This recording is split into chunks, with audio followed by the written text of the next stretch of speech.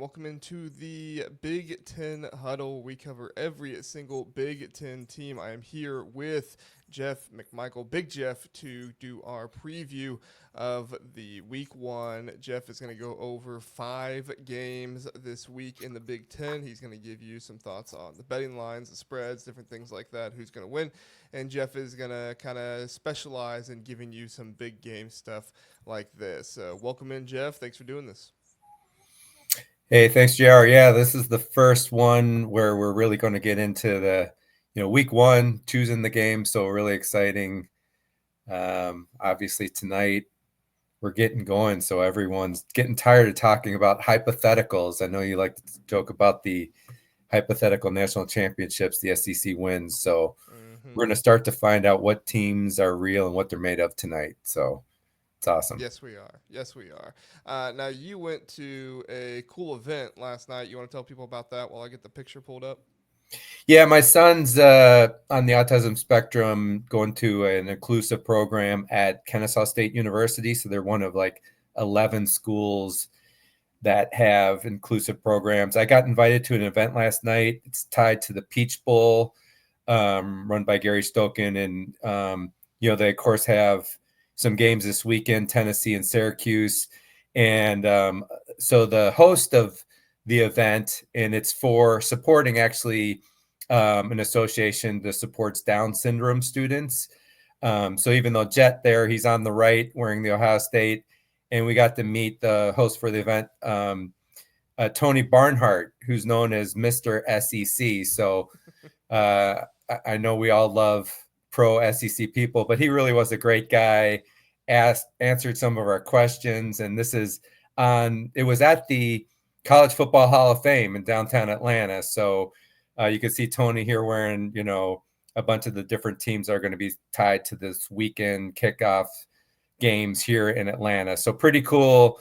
We told him basically, told him the story. We went to the Ohio State Michigan game as my son's graduation gift for high school. That was a disappointment. And then I pulled the trigger in buying the national championship tickets, which was part of the Peach Bowl, part of the whole group that was hosting this event too. It's kind of the same group. So really cool.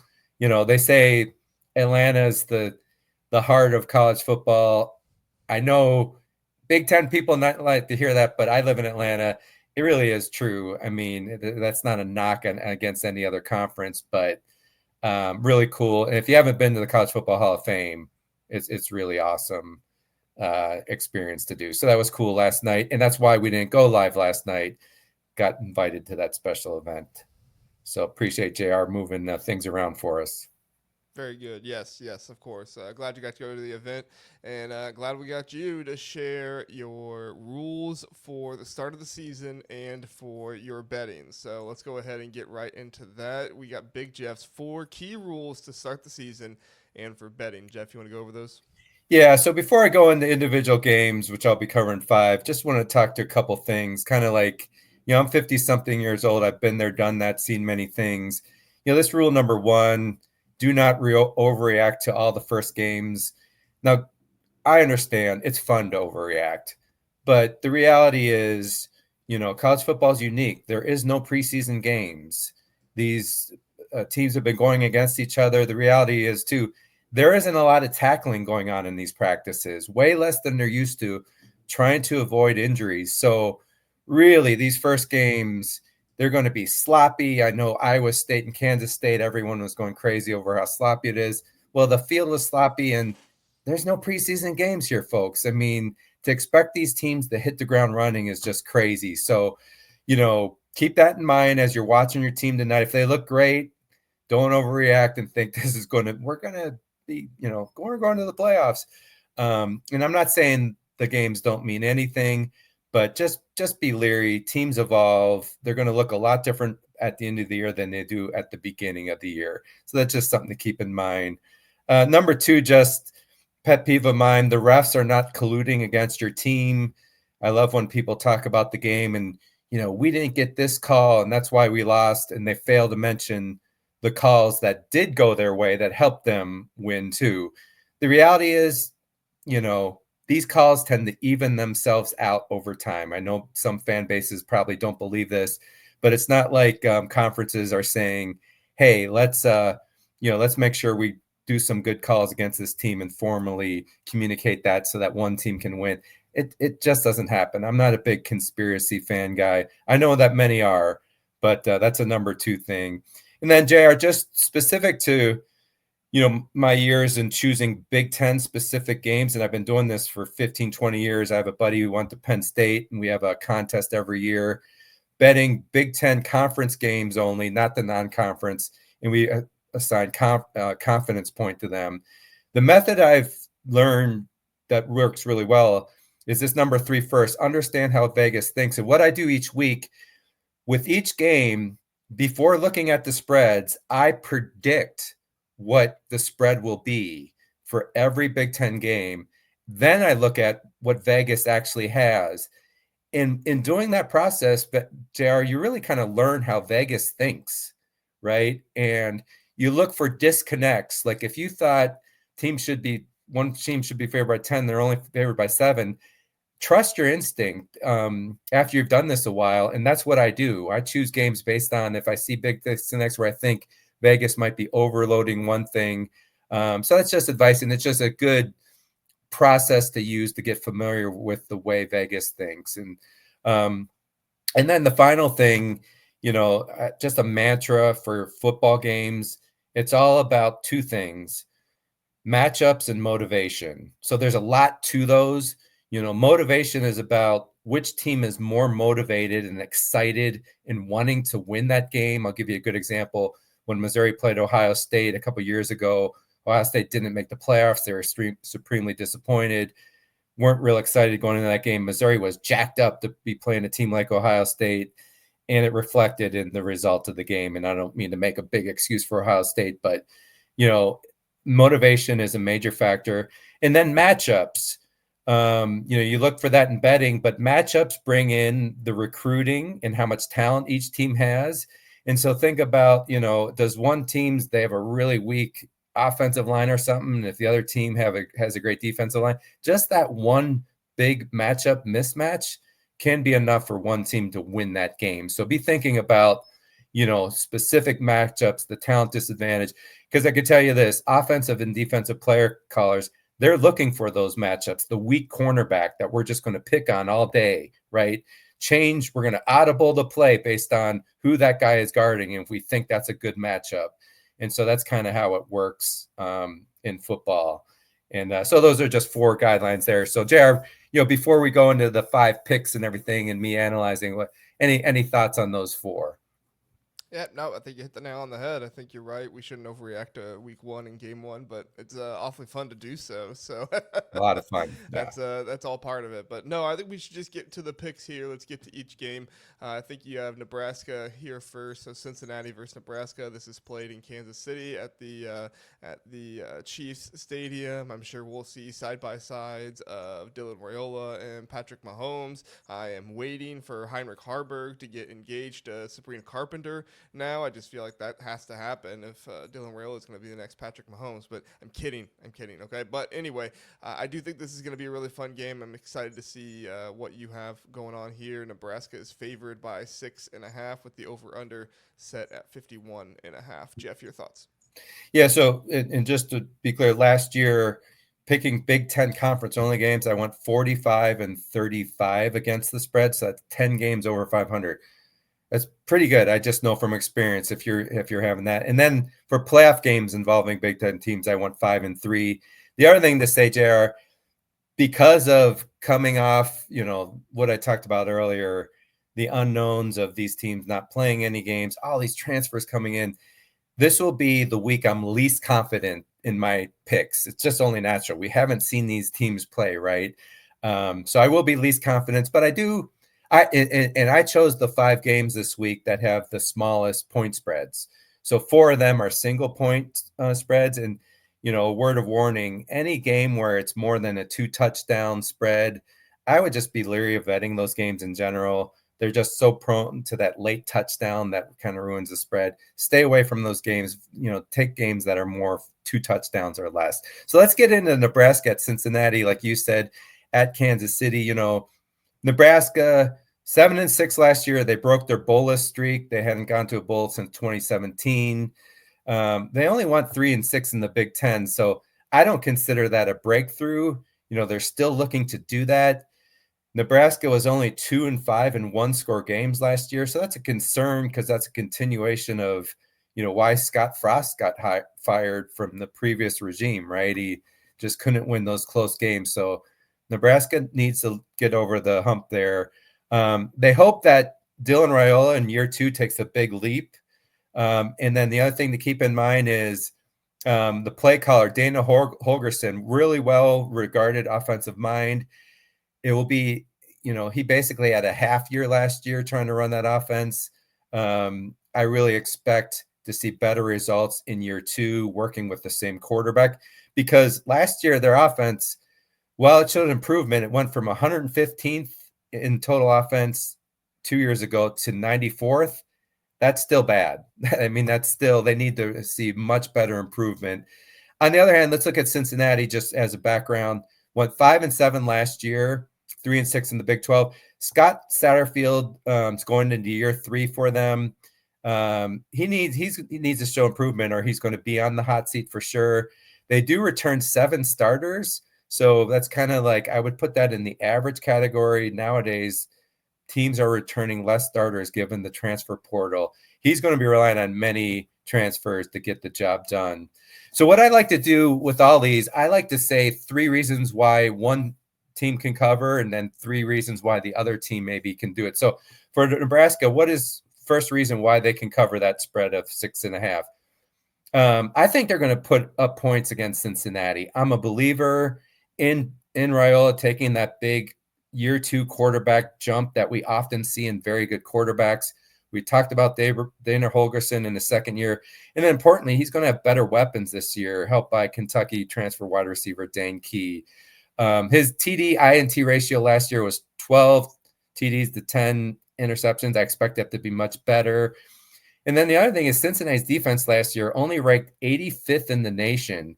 So unless they're significantly better, I really see Nebraska putting up points here. The other thing is it's in Kansas City, right? Cornhusker fans are fired up for this season. They really think they're going to turn the corner this year. Kansas City is a 3-hour drive from Lincoln, and it's a 9-hour drive from Cincinnati. I expect 80% of Cornhusker fans in the crowd, and it's going to feel more like a home game for Nebraska, and that gives them a little bit of an advantage for sure.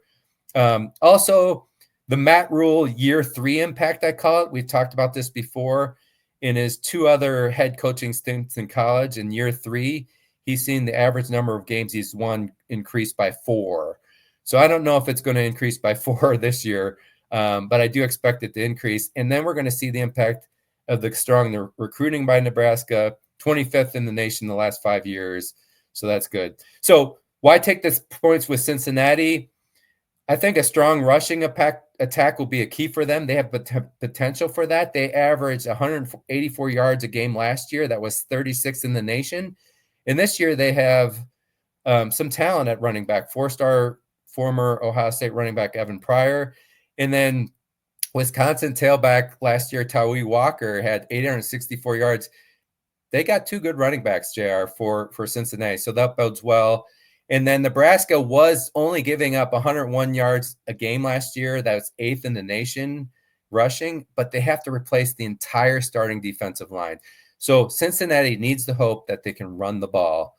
Second thing, defensive tackle Dante Corleone, like the Mafia, they can ruin your life. Well, he could ruin a game plan. He's definitely a potential first-round draft pick, 6'1", 325. The hope for Cincinnati is he can really muck up, not allow Nebraska to run the ball and put some pressure on Raiola.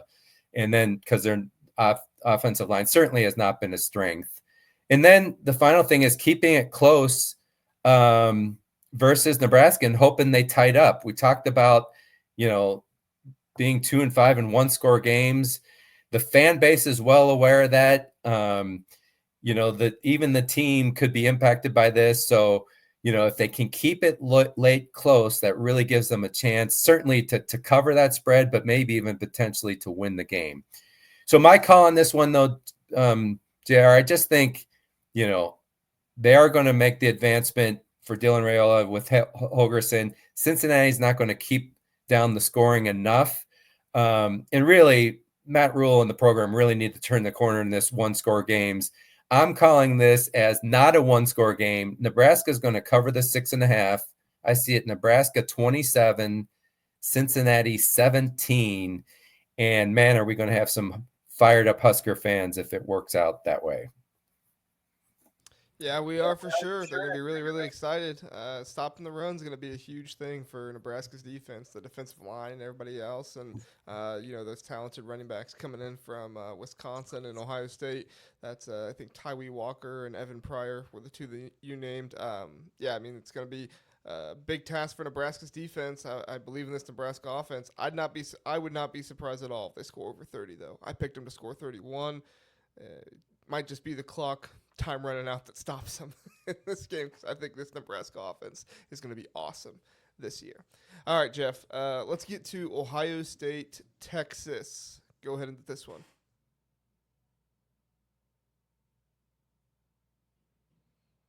Oh, Jeff, you're muted. Jeff, cannot hear you. Oh, sorry. I put myself on mute temporarily. Yeah, so this one, everyone's been waiting for it. Hopefully, YouTube TV comes through. I haven't heard the latest on that, JR. That's what I have. Yeah, they have. They got a trial thing, not a trial thing. They have a certain amount of time that they have to work it out, so people can watch it. Who knows if it'll work out, but yes, you can watch this game. Yes, yeah. And so this is, a chance for revenge for Texas. They met in the semifinal in Dallas last year. Of course, Ohio State won 28-14. Texas' only other two losses were to Georgia, including in the SEC championship game.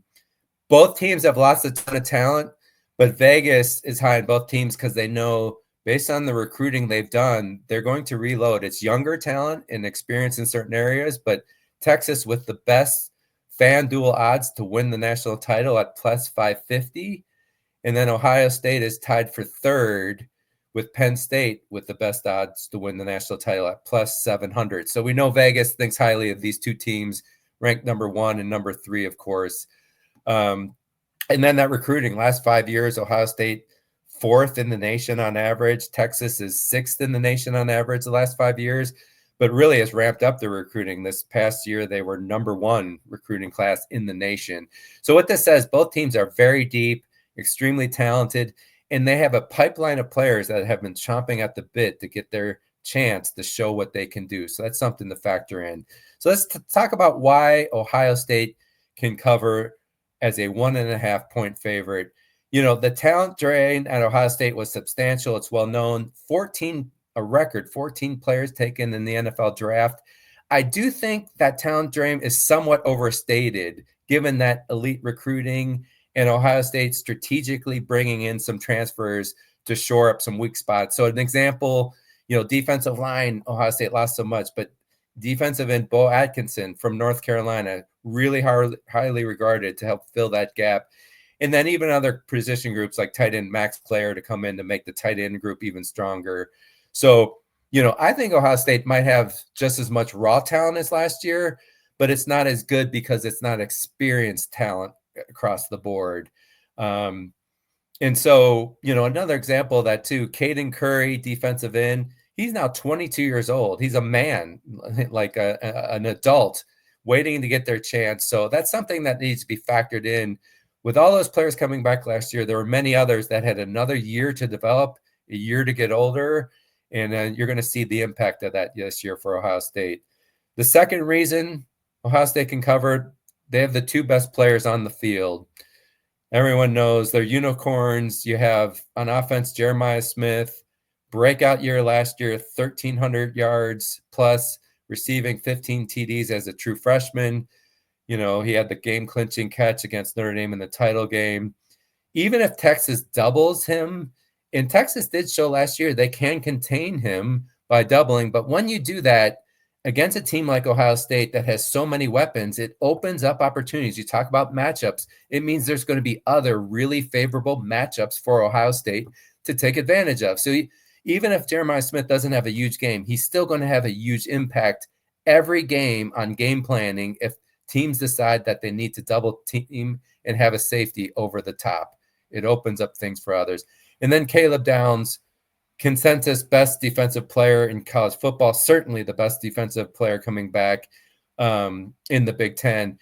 Defensive coordinator Matt Patricia likes to flex where he uses players and how he uses players, so he's got to be loving thinking about ways he can use Caleb Downs to create some mismatches or take advantage of mismatches from the defensive side, and I expect that. The other thing is the uncertainty for Texas of planning offensively against Matt Patricia and what the defense is going to look like for Ohio State. So I do think that's a factor, right? I mean, one of the most compelling things here is the great play calling of Steve Sarkisian, the head coach for Texas, against new DC Matt Patricia. I think that's going to be very compelling, but Sarkisian really doesn't know what to expect because Matt Patricia really hasn't coached at the college level going back 20 plus years. So that's a really kind of an unknown. I think on the offensive side, we have Brian Hartline, calling plays for Ohio State, but Ryan Day is involved in the offense. They put together a call sheet that Brian Hartline will be going off of. Ryan Day can say, listen, I don't like that. I'm going to override you on that one. Let's do this play. So I'm not as concerned, JR, for Brian Hartline calling this, although it is a factor, not as much as a factor maybe as new DC Matt Patricia. So why take the points with Texas, though? Number one, just they're loaded across the board, similar to Ohio State. Many players just been waiting to get into the action across all levels of the defense. They had 12 players drafted this year, but have had elite recruiting. Like Ohio State, young in spots, offensive line with only one starter back is something to look at. But Texas has recruited really well. It's just going to be young talent. So that's going to be an interesting matchup. Texas offensive line against the, pretty experienced OSU defensive line, just from a perspective of many players that have gotten a lot of reps through the last couple of years. And then, 5 starters back on defense, 3 on offense. That's not bad for a team like Texas. Their secondary is very experienced. So that bodes well for them. The other thing is the second factor. I just think Arch Manning is going to hit the ground running quicker than Ohio State quarterback Julian Sayin. Both are 5-star quarterbacks, first-year starters, very experienced. But Manning, a difference is he's a redshirt sophomore. So for 2 years now, he's been waiting in the wings, working with Sarkisian in the background, getting more reps, as the second string quarterback, whereas Sayin has only had 1 year over Ryan Day. I think that is a deal and a factor with why Manning early in the season, I expect to play better than Sayin. But don't get me wrong, Sayin's going to play well. I mean, I'm not saying he's not going to play well for sure. And I do think Manning's better running ability could be a difference. He's a bigger guy. That potential to run is a factor here for Texas in covering that spread. And then I'm going to go back to the coordinator impact.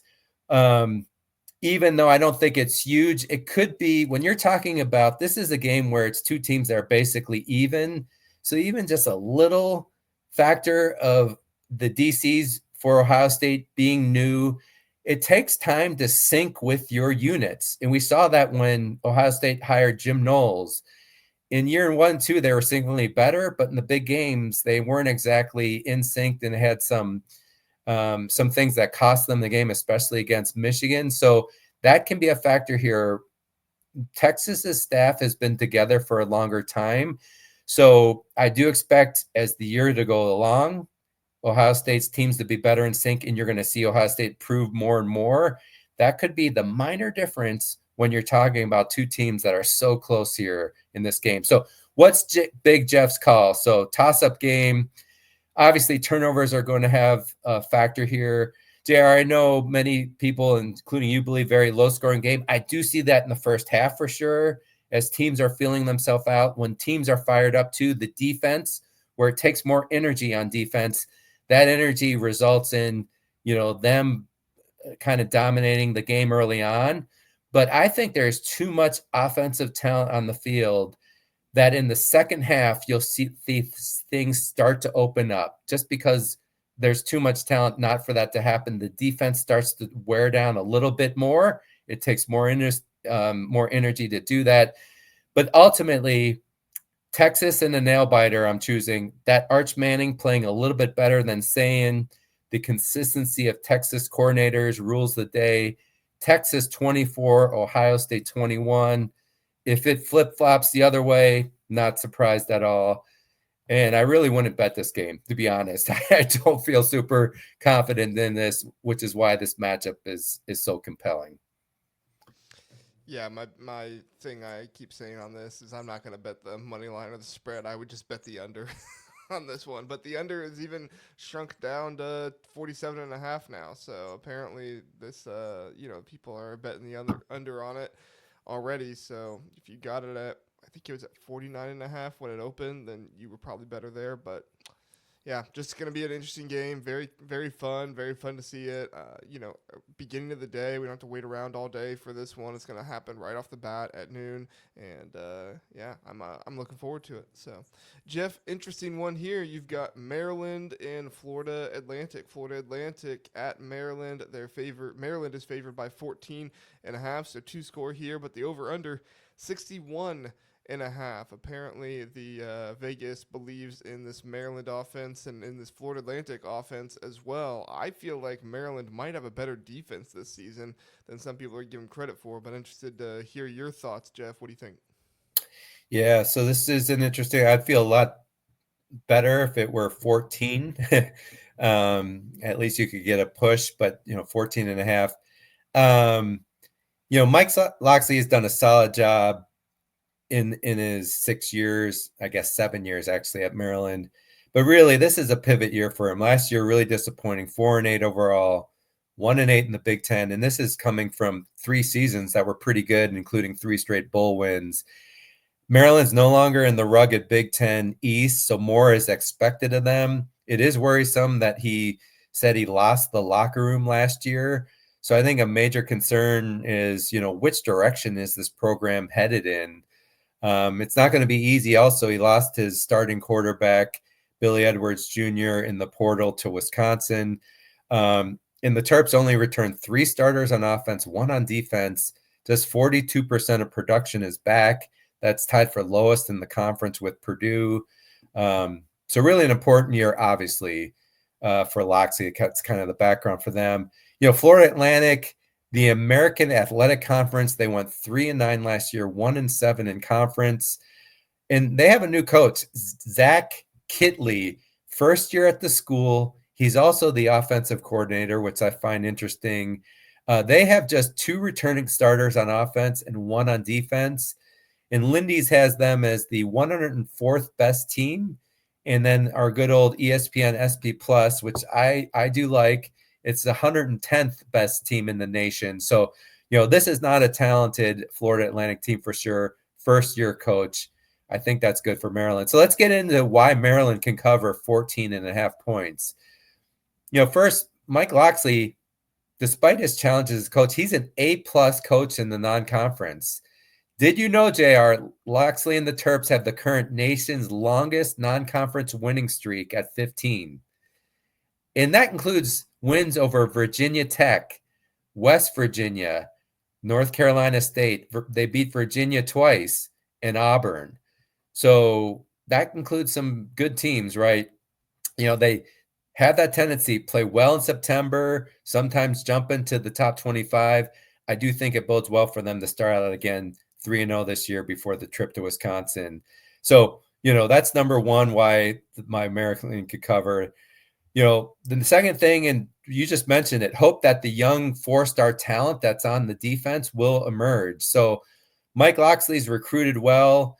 The last 5 years, he's averaged 30th best recruiting in the nation. That's 7th best in the Big Ten. So pretty impressive there. They have many 4-stars on the defensive side. They do have a new defensive coordinator, Ted Monachino, and hopefully I'm pronouncing that right, JR.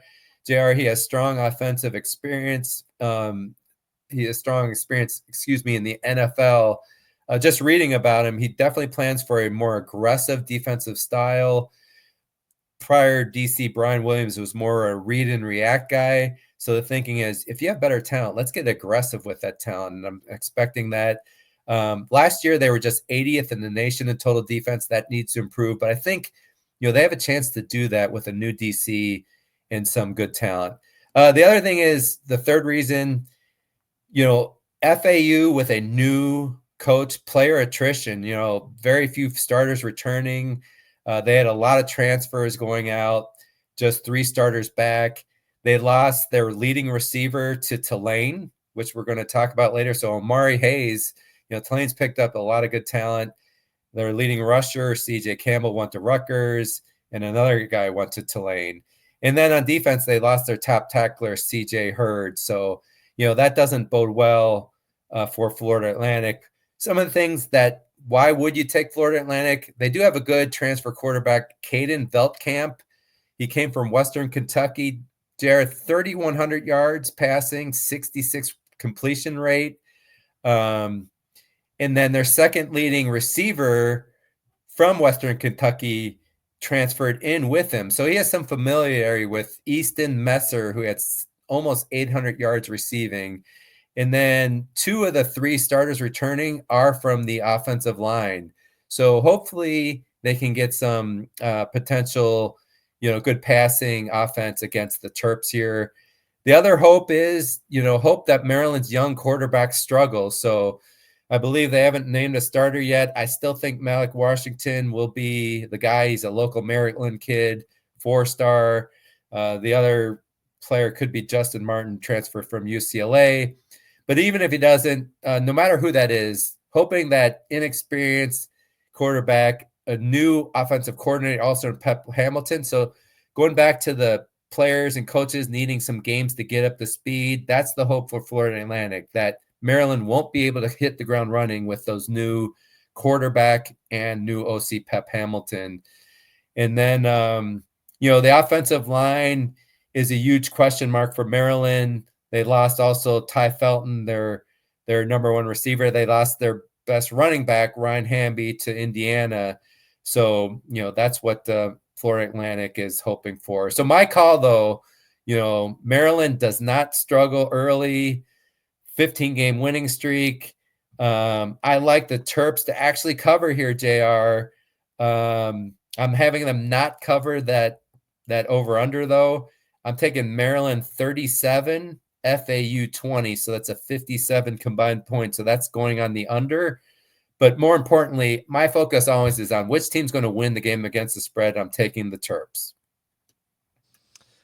Love it. Yeah, I think I got the Terps in this one as well. When I look back at my score prediction from before, but I don't know if it gets 61.5. Maybe the offensive coordinator, head coach for Florida Atlantic is able to put up more points than I think. But I think this Maryland defense is going to surprise some people this season. I'm not saying they're going to be like best in the league or anything like that, but I do think they have some young guys on this team, some good players that can make some things happen. Secondary with Husky, I think Sydney Stewart on the edge is going to be really interesting, really fun to watch, and we'll see what happens there. So fun stuff. Let's get to Northwestern at Tulane. Tulane is favored in this one by 5.5. The over/under, even smaller than Ohio State, is 45.5. Really believe Northwestern's probably going to be leaning on this defense in this one. We'll see if Preston Stone and the guys can get it together on offense. Jeff, what are your thoughts? Yeah, so of all the games, this would be the one I do have the most confidence in. You'll have to wait to hear that pick. David, so that's just the background. David Braun, in his second season, after a really great first season, went 4-8 overall, 2-7 in the Big Ten. Really disappointing. The other thing is those 2 Big Ten wins came against teams that combined to go 1-17 in conference play. So Maryland and Purdue. So they didn't really beat anybody last year. FanDuel has their over-under for the season at 3.5 for Northwestern. ESPN SP Plus has them 87th best team in the nation. Lindy's preseason publication has them 81st. So in the 80s there. For a Big Ten team, that's really bad. So Brown has his work cut out for him to make a bowl. And the problem is one of the worst offenses in college football last year. Northwestern 130th in total offense. And just to remind people, there's only 134 teams. So they're almost worst in college football. That's hard to do. 128th in scoring.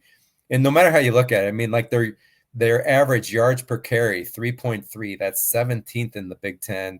They didn't run or pass well. That needs to be addressed. So the hope is, JR, you mentioned him, Preston Stone. He needs to be the savior. SMU transfer quarterback. He's got a big arm, experience. He went 13-3 as a starter, over 4,000 yards passing, with a 35 TD to 8 INT ratio. That's really good. So we know he's talented. The question is, can the offensive line stand up for him? And will he have weapons to throw to?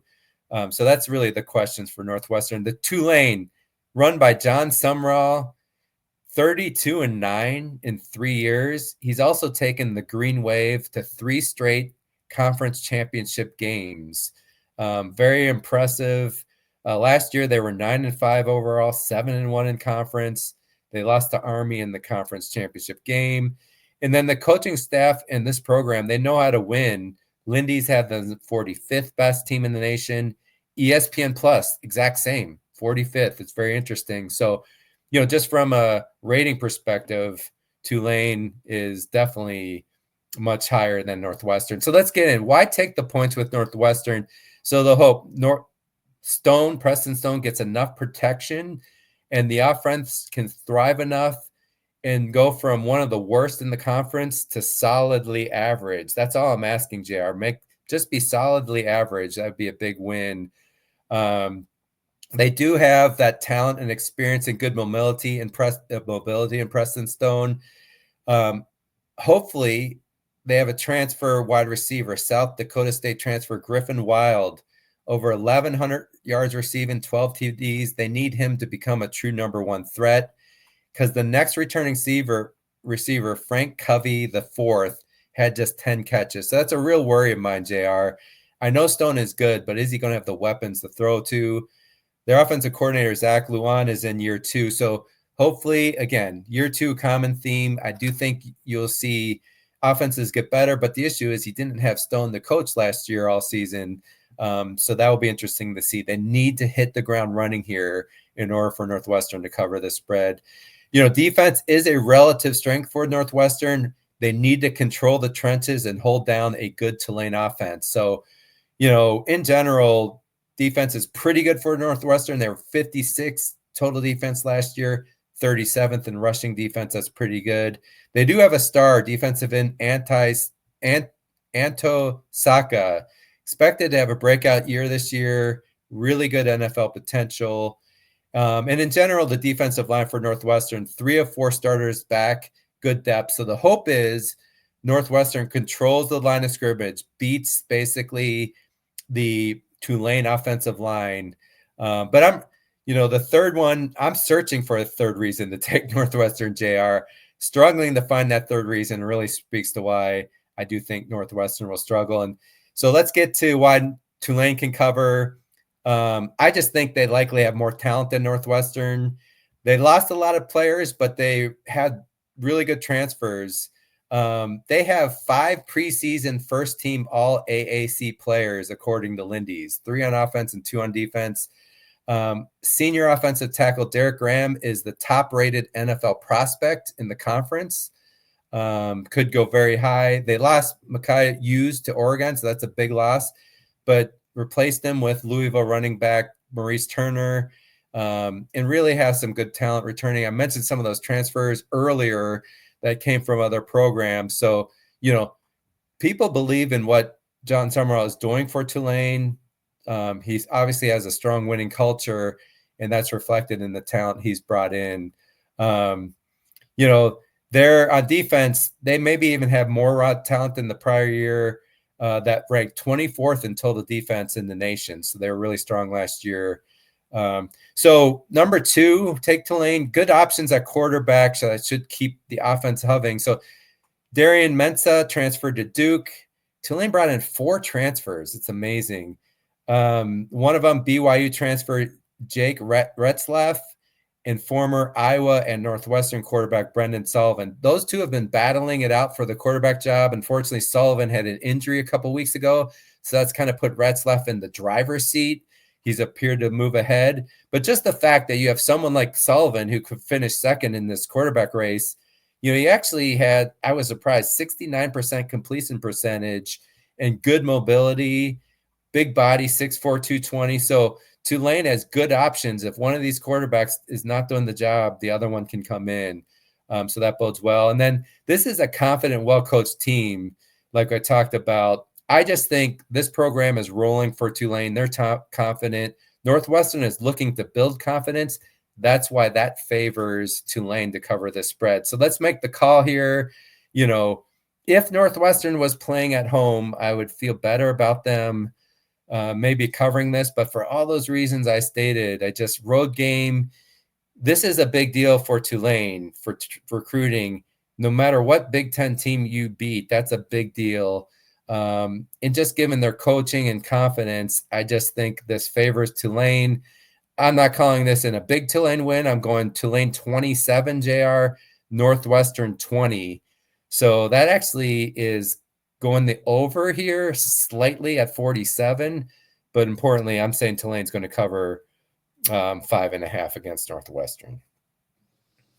Yeah, I had it a little bit closer for me personally, but I see what you're saying. And, if Northwestern's offense can't get it going, there's definitely the opportunity for Tulane to pull ahead a little bit more and win by more than a field goal and, possibly as much as a touchdown like you predicted there. So this is going to be an interesting one. I think if Northwestern wins it, it's going to be really good for their season. But if they don't, it's going to be kind of a tough way to start the year. And Northwestern, they're going to be looking for a new offensive coordinator at some point this season. If this offense doesn't get better, Zach Lujan he needs to get it together because what it was last year, like you said, it was one of the worst offenses in the country last year, and David Brown's not going to keep his job if that keeps happening. So, and I think he wants to keep his job. All right, let's move on to the last one here. Utah, UCLA. Utah trying to come back, win the Big 12 this year after a losing season last year. UCLA, Nico Iamaleava. UCLA's favored in this one at home by 5.5. The over-under is 51.5. Jeff, what are your thoughts? My first thought is, I hate this is at 11 p.m. Eastern time. I want to watch the whole game, and I'll have to be up till 2:30 in the morning to do it, JR. Because this is a really good matchup. So just background, Utah struggled last year, 4-0 start, but then finished 5-7 overall. This is crazy. Kyle Whittingham, since taking over for Urban Meyer in 2005, has been under 500 only 3 times. So it's just the 3rd time they've been under 500. He's averaged 8.4 wins. So, some thought, well, maybe he needs to move on. Maybe the game's passed him by. So looking for a bounce back year. They return 10 starters for Utah, 6 on offense, 4 on defense. In today's game at the transfer portal, that is a lot of starters coming back. I mean, you usually don't see that. And what's really compelling for them, all 5 offensive line starters returning. And then they do have a transfer quarterback and a new offensive coordinator. So that's something, again, they have to get in sync. But the fact that you have 5 starting offensive linemen is huge for Utah. SB Plus has them rated 26. Lindy's 38th. So this is a well-regarded team. Some think this is a potential top 25 team. Let's look at UCLA, though. Deshaun Foster coming off his first year as a coach anywhere. Big steep learning curve, but UCLA had a brutal schedule last year, JR. I had it as the hardest in the Big Ten. They played teams that combined for a 51-30 conference record, and they had a road game against LSU. So they went 5-7 overall, 3-6 in the Big Ten after a tough start. But I was really pleased with how, hard the UCLA players played for Foster. And I thought it was a good first year overall, frankly, for them. They were good on defense, 39th in the nation last year, UCLA. Weak on offense, though. Points per game, they were 126th and 118th in total offense, like 320 yards per game. So that has to improve. So Quarterback Nico Iamaiava, right? He is the number one transfer in the nation across any position, and UCLA has them. So that's the key to the season between him and new offensive coordinator Tino Cincinnati, who came from Indiana and helped them with one of the, with a top 5 offense in the nation last year. That's the hope for UCLA. That injects new life into that offense. SP plus rank for UCLA is about 50th, and then Lindy's ranks them 57th. So for sure, Utah is more highly regarded in those metrics. So why take the points with UCLA? Utah's favored by 5.5. So, it does come down to Nico combined with Tino Cincinnati. Can they hit the ground running and improve that offense? This is the biggest question in the game and for the season for UCLA. How quickly can they get up and running? Because they need to win games early to get to that 6 games to be bowl eligible. But hopefully that can happen, JR. It happened with Indiana last year, right? They certainly hit the ground running. Hopefully for UCLA, he can bring that mindset sincerity to UCLA. I think the number 2 thing is Cincinnati really wants to emphasize getting the run game going for UCLA. He wants to be well-balanced like Indiana was last year. He needs to take some of the pressure off Nico and the pass blocking, because here's some ugly stats for UCLA.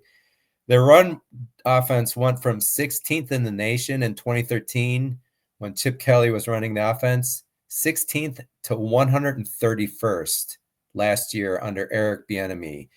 They averaged 87 yards per game last year in rushing. So that is an absolute must for Cincinnati to change for UCLA. They want to run an RPO offense, run pass option offense.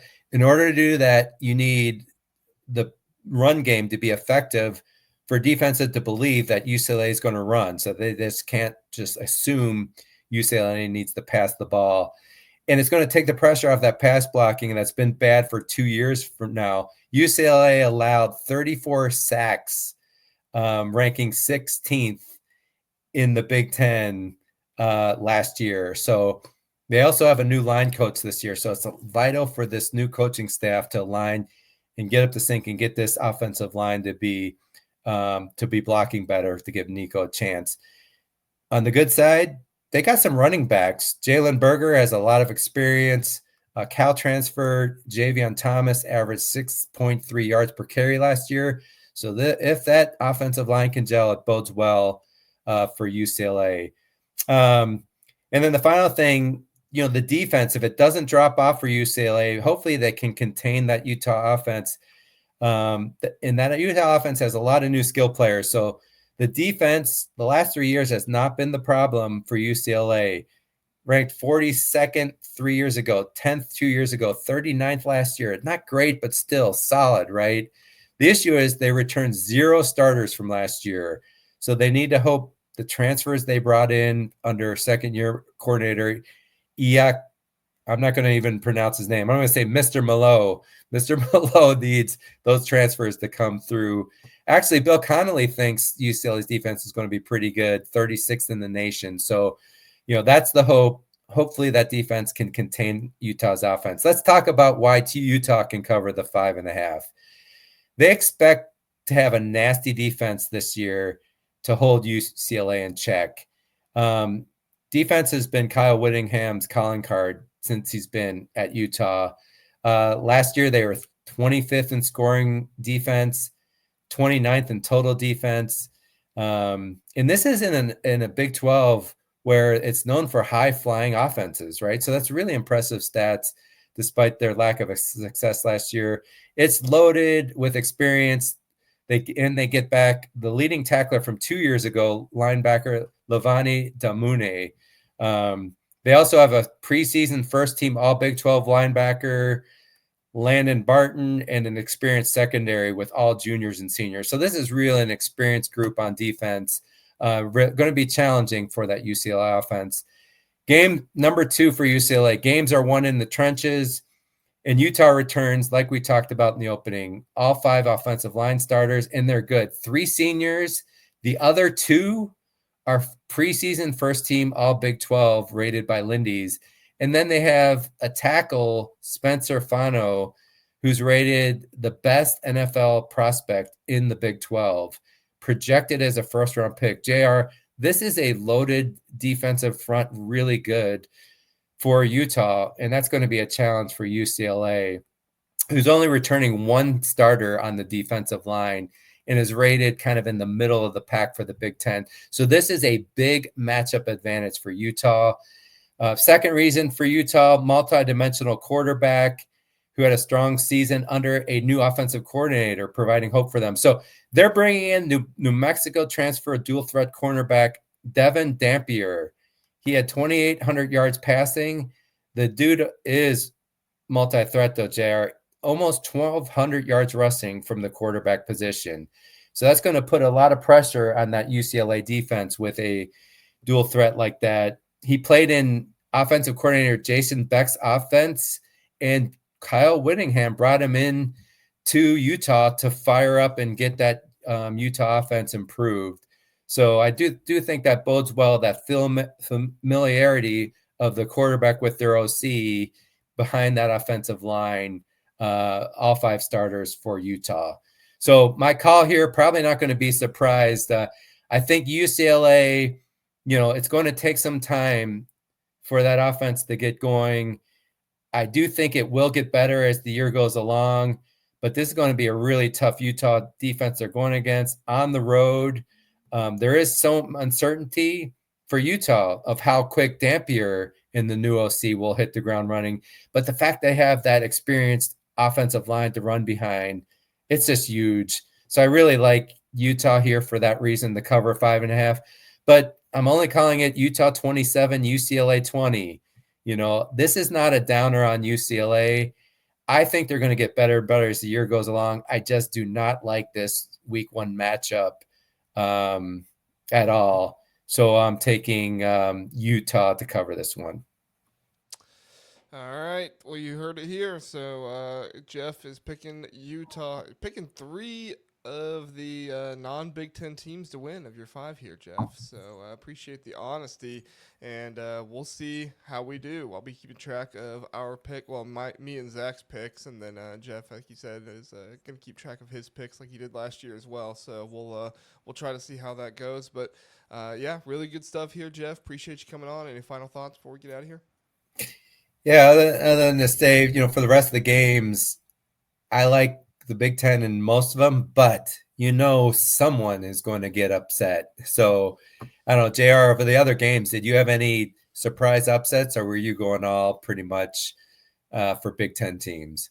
Yeah, we talked about it Tuesday night a little bit, but I think the MAC. I think one of these MAC teams has a good chance of upsetting one of the Big Ten teams, whether it's Ohio over Rutgers or Miami over Wisconsin. Zach seems to think Minnesota's in some danger this week with Buffalo. I can kind of see what he's saying there, but I'm not so much sure there.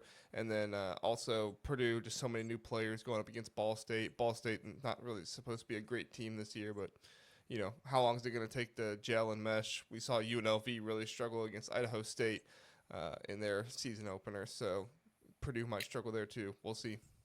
I guess the other comment I would just make, a couple of things is these are probably the biggest week where I do have the Big Ten teams getting upset in the non-conference, because in general, I have the Big Ten really cleaning up in the non-conference. So this is kind of an anomaly. I'm not down on the Big Ten teams. I just think in some of these cases, it's the other team just has an advantage. And our teams are going to get better and better in these first games, also the unknowns of it. So importantly, full write-ups on all these games will be on bigjeffs.com later today.